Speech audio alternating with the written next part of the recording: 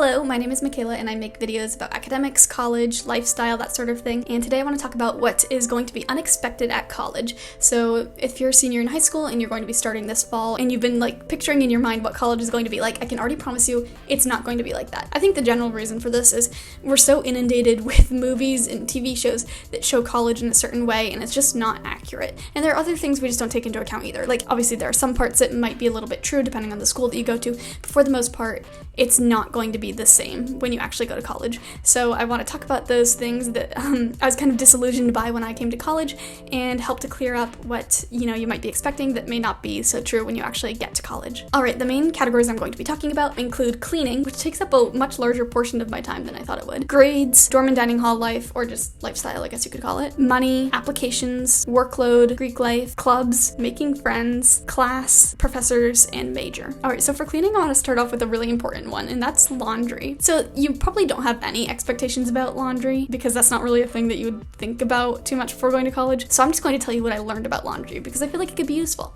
Don't do your laundry during the day. If you're going to do it morning or later at night, because otherwise you're going to find that all the washers or all the dryers are taken, and that is the most miserable thing in the world, to carry all your laundry down to the basement, 5 stories away across a courtyard, and then have to just sit there and wait for someone to finish their laundry. Even worse is a lot of people don't bother removing their clothing when their cycle is finished, so you'll go down there and there's maybe 5 dryers that aren't even being used, but people have just left their clothing in them, which that's one of my biggest pet peeves. If you value your time, don't go during a popular time to the laundry room. Showering, one thing I didn't expect was people just don't care. You can walk around in a towel in college and no one is going to care. And that works out well because of the curtains in my bathroom. We don't have stalls for our showers. But I guess it just for showering is no one cares. This is so niche and I apologize for that. It's just something I feel like you should know.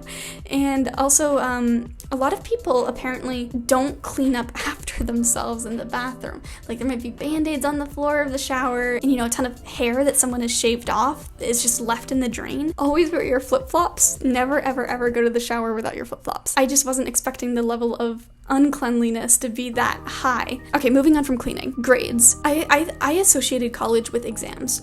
Coming into it, I thought there's going to be so many exams, which there are if you're doing something in STEM. But if you're a humanities major, most of the time you're actually going to have essays for your final grades rather than exams, which makes going home a lot easier during exam week if you especially can turn in your essays online because you don't actually have to be on campus to do that. Whereas exams, you have to be in person taking the exam. Grades are also highly structured in college.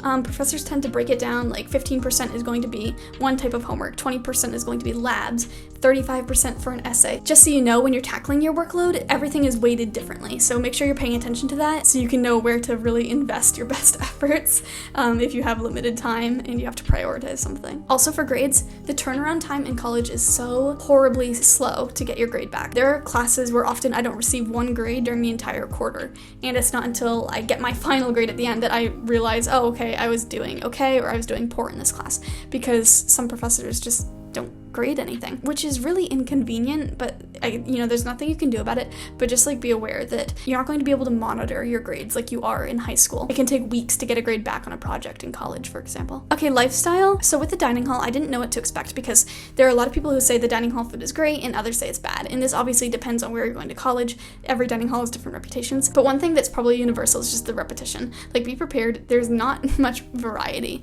They kind of have a schedule of meals and the same types of ingredients and seasonings over and over again. They bake the tofu almost the same way every single time, for example. So especially if you have a dietary restriction, you're going to have a pretty low amount of variety in your meals. Maybe it'll taste good, so you won't even mind the lack of repetition. But just so you know, it is 100% worth it to get a mini fridge and a microwave. You're going to have leftovers, or if there's a storm outside, you might want to get some food in advance so you can just head to your dorm and eat later on without having to head back out. So if you are financially capable of having a microwave and a mini fridge and you're not sure if you should get it or not, I would recommend it. Your dorm is often going to be loud at night. One thing I guess I knew college students obviously are going to stay up late, but I was very surprised my first year when I came here, and I believe it was 1 a.m. was when quiet hours start on the weekends. Saturdays, people can be as loud as they want until 1 a.m. And I remember just being so surprised by that because I've always just associated quiet hours with 10 p.m. to 8 a.m. So just bring disposable earplugs and you'll be fine. But definitely there's just volume really at all hours of the day except for 3 a.m. to 9 a.m. And then finally, however much you've packed or however much you're planning on packing, pack less. Money. Everything's going to be more expensive than you're expecting. Textbooks will be hundreds of dollars. The campus store, they'll sell sweatshirts that are, only north of $60 or $70. One frozen dinner at the campus store will cost like $9. So just be prepared if you're going to buy stuff off of campus that it's going to be very pricey, so you might want to do some research beforehand to figure out how you can get these things at a discount, because the prices really get ridiculous. Also with money, most people use Venmo, so you might want to come into college having gotten that. It's just more convenient if you're like splitting an Uber to get to the airport, or if you're splitting a meal. Venmo is just the easiest, and that's kind of what everyone uses, at least here at my school. But also just like in general, kind of going off the Venmo thing, carrying money around is just not convenient, so definitely get a credit card before you come to college. And also that's just important in general, because then you can build a good credit score while you're still in school and everything, so by the time you need to have a good credit score to help you out in the future, you'll have that by then. So definitely do that at least like the summer before you start school.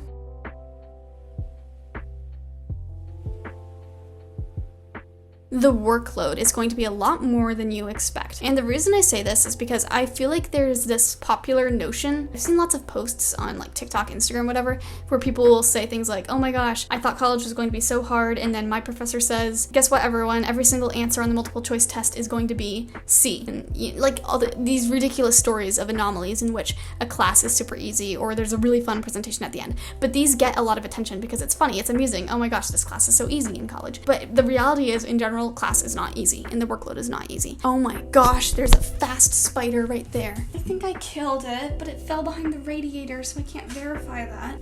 Okay, there's a spider somewhere in here, either dead or alive, I don't know.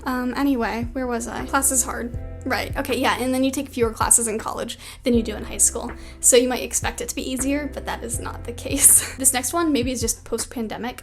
I don't know, because I've never been at college before the pandemic, but everything's pretty much online. Unless your professor wants you to print out the problem sets or the readings and stuff, generally you're always going to turn stuff in online. Another one is, if you're hoping to tackle your workload at the library, be aware that the library is going to be much busier than you're expecting it to be. Like, I don't know why I assumed the library would just be like a much emptier place, but it's always packed. It's a zoo at the library. Just be aware that if you're looking for peace and quiet, you probably won't find it at the library, because often, and when I say often, I mean often, I will go to the 5th floor of the library, which is like the quietest of the quiet, or it's supposed to be, and there are people having full volume conversations. Maybe I'm just unlucky with the times I go up there, but like people will take a phone call and I'm just like sitting there like, oh my gosh, I would never dare do that. I would just be mortified if I was talking anything more than a whisper, even on the 2nd floor of the library. If you want to get your workload done at a library, you're going to have to really search for a secluded spot. So Greek life, this might just apply to you, Chicago. I don't know exactly how influential it is at other schools, but the general idea that I've gotten from it is that Greek life is basically going to probably be less influential than, a movie like Monsters University is going to make it out to be. Obviously, you have the schools that do have very heavy Greek life, but I think that that's kind of an exceptional case. For the most part, your social life isn't going to be dependent on whether or not you can get into a fraternity party, because there are lots of social events here at U Chicago, at least, that aren't associated with Greek life. I can literally see the spider down there, by the way. Clubs. Okay, so in every single movie, that club fair at the beginning of the college school year, where everyone's wandering around and signing up for stuff. That does happen. We do have club fairs. The thing is, though, is I was expecting to sign up for like 5+, you're not going to be able to do that. It's just not possible. Obviously, workload is a reason that's not possible, but also just a lot of club times are overlapping.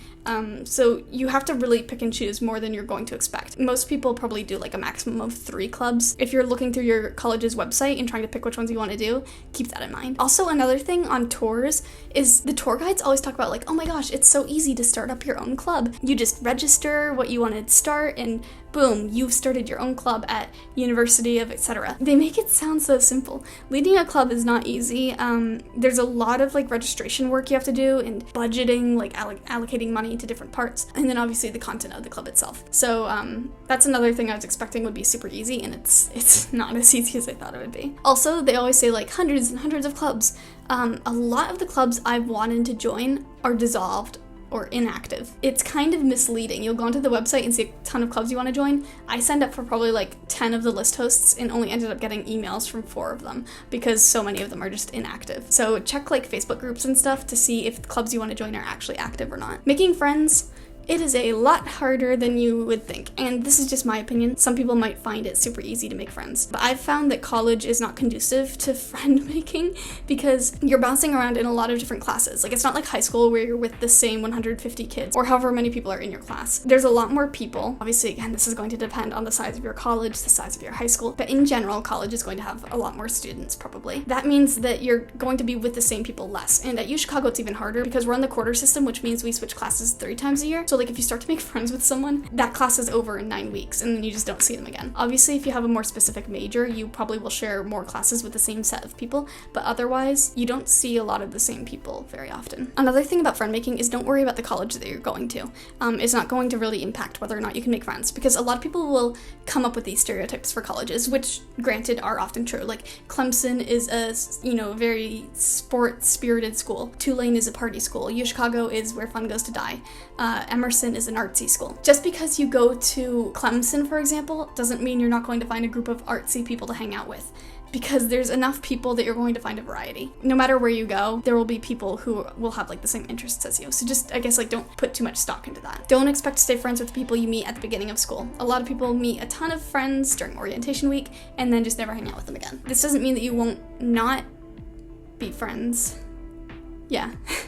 With a person you meet during orientation week, but just like don't force yourself to stay with that group, because a lot of groups evolve after orientation week. Class, paying attention is a lot more critical than they might make it out to be in movies, where people are like passing notes in the back or whatever. Everyone's like, this sounds dorky and kind of obvious, but it's just like everyone's just super focused and there's a lot more engagement than you might expect there to be. And it's also just very productive. So like unlike high school, where in high school you have like a day, oh, okay, everyone, let's work on our essay today, or we're doing a group project today in class. College is always just like active discussion and listening. Every bit of homework is outside of class pretty much. So don't count on having time in class to get stuff done. A lot of people skip class, and I would just personally not recommend doing this. Most professors don't keep track of attendance, so I think it's really tempting for people to want to just not show up. I guess all I can say is like I just would really not recommend that. I think it's really hard to come back from it once you start skipping. And then finally, being in a class, I guess I kind of expected all college classes to be just like